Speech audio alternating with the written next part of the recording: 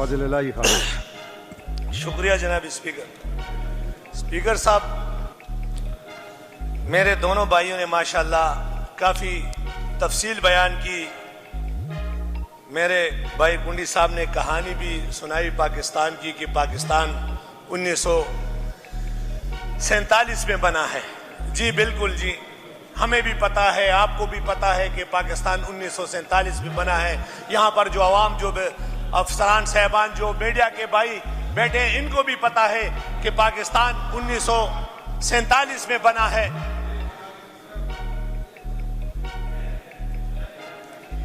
اس طرح کبھی آپ بھی ہمارے بھائی ہوا کرتے تھے. خیر سن لیں اپنا فضل الہی خان، 1 سیکنڈ، اذان ہو گئی ہے.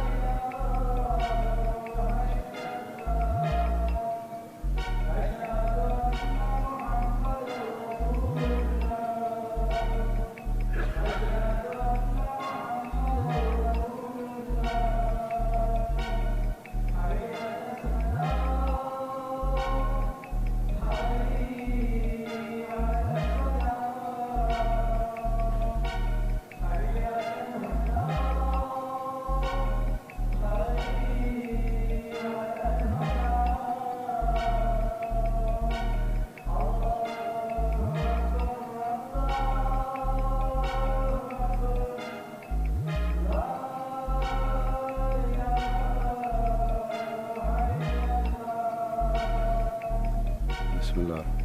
فضل الہی خان. اچھا معزز اراکین، یہ ایڈجرنمنٹ موشن تھا امن اور امان کی ابتر صورتحال پر باس.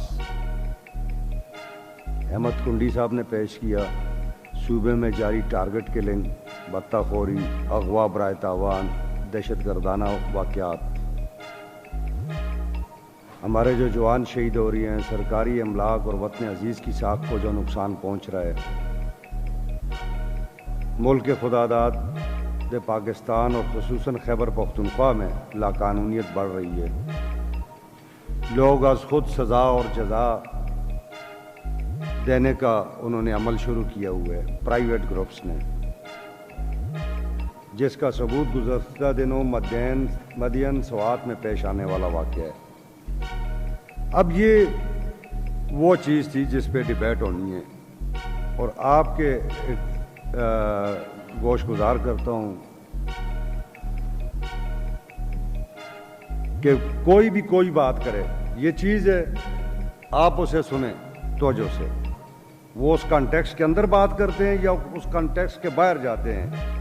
آپ بھی سنیں، ہم بھی سن رہے ہیں، پبلک بھی سن رہی ہے. جناب فضل الہی خان.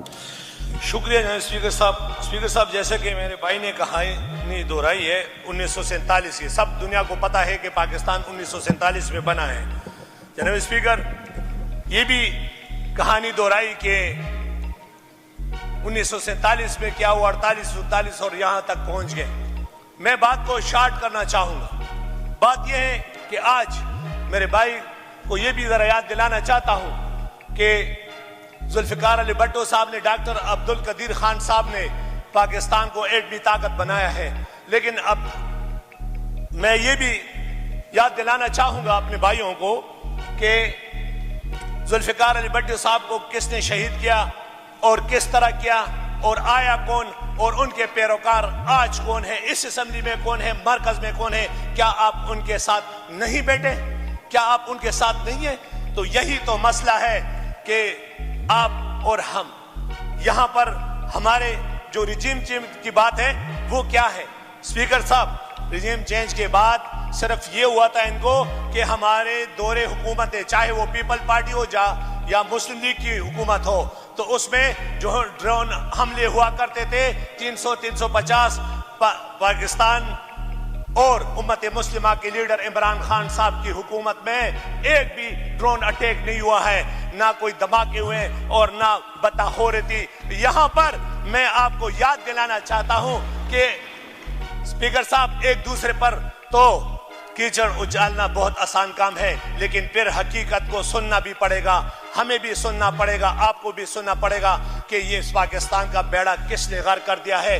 کبھی تم اور کبھی ہم، اور یہاں پر کبھی ادھر تم اور ادھر ہم، یہ کہانیاں، اور بٹو صاحب کو شہید کرنے والے اور آج کی جو مافیا ہے سب اکٹھے بیٹھے ہوئے ہیں۔ اور اسپیکر صاحب آج ہم نے اس صوبے کا فکر کرنا ہے یہاں پہ کہ آج پورے افغانستان کے اور پاکستان کے بارڈر کے ساتھ آپ کو پتہ ہے اسپیکر صاحب کے بارڈ لگا ہوا ہے، میرے اور آپ کے اور جو بیٹھے ہوئے ہیں گلی میں، یہ جو مزدورکار لوگ ہیں، چاہے یہ سرکاری ملازمین ہیں یہ بھی مزدورکار ہیں، چاہے یہ پاکستانی عوام ہے یہ بھی مزدورکار ہیں، ان کے ٹیکس کے پیسوں پہ بارڈ لگا ہوا ہے۔ پھر دہشت گرد کیسے آتے ہیں اسپیکر صاحب، پھر دہشت گردی کیسے ہوتی ہے اور ڈرون اٹیک کیسے ہوتا ہے، افغانستان سے کیسے ہوتا ہے اسپیکر صاحب، یہ سوچنے کی بات ہے اور بیٹھنے کی بات ہے۔ اور جیسے میں نے پرسوں کہا تھا کہ عقل کو استعمال کریں گے، دماغ کو استعمال کریں گے کہ آیا ہم صوبے میں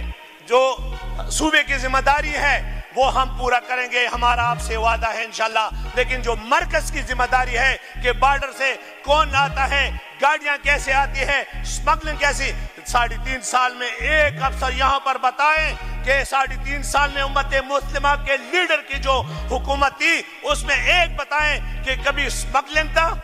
نہیں۔ فیکٹریاں چل رہی تھے فیصل آباد میں، فیصل آباد کے دوست مجھے ملے، مجھے کہتے ہیں فضل الہی خان فیکٹریوں کو لیبر اسپیکر صاحب میسر نہیں ہے، آج لیبر کو فیکٹریاں میسر نہیں ہے کیونکہ 2 نمبر ہی چل رہی ہے۔ اور وابڈا اور ایسے گیس جو میرے کے پی کا پیداوار ہے اس پہ پنجاب میں ہماری بدوائیں لگی، ان کی فیکٹریاں بھی الحمدللہ تباہ و برباد ہو گئی۔ اور جو بھی اس ملک میں زیادتی کرے گا اللہ اس کو شرمائے گا، ایسے جیسے بہت سارے لوگ آج شرم کے مارے کوئی کہتے نہیں کہ میں اس ڈپارٹمنٹ میں جاب کرتا ہوں یا میں اس ڈپارٹمنٹ کا بندہ ہوں، اتنا بھی نہیں کہہ سکتا ہے کوئی جنہوں نے پاکستان کے ساتھ ظلم کیا ہے۔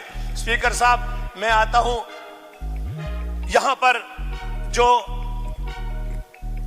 حکومتی اور پوزیشن کے ہمارے ارکان ہیں ان کو بھی پتا ہے کہ ہم کیسے آئے، ہم کو بھی پتا ہے کہ ہم کیسے آئے ہوئے، اس بات سے نکلتے ہیں۔